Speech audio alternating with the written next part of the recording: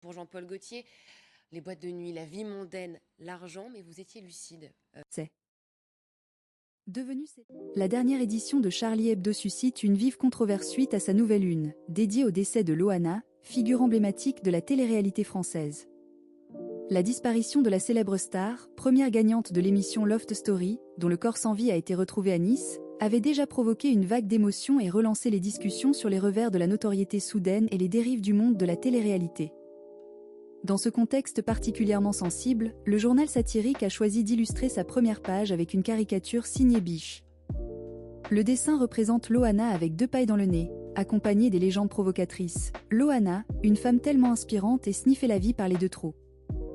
Cette illustration a immédiatement déclenché une vague d'indignation et de critiques acerbes sur les réseaux sociaux, notamment sur X, anciennement Twitter. Les internautes ont unanimement fustigé un humour jugé malsain, déplacé et sans vanne, reprochant à Charlie Hebdo de s'attaquer à une personne vulnérable et décédée plutôt que de cibler les institutions ou les figures de pouvoir. De nombreux messages ont exprimé la déception face à ce qui est perçu comme une rupture avec l'esprit originel du journal, accusé de salir une pauvre femme au lieu de faire une satire du marché ignoble de la télé-réalité.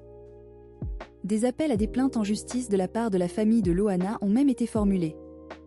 Benjamin Castaldi, animateur historique de Loft Story, a également réagi avec force à cette une. Via sa story Instagram, il a qualifié le dessin de médiocrité et d'un raté, soulignant que même la médiocrité mérite un effort. Cette controverse relance le débat essentiel sur les limites de l'humour satirique, la responsabilité des médias face au deuil et la manière de représenter des personnalités publiques dont la vie, souvent mise en scène, a connu une descente aux enfers après la gloire.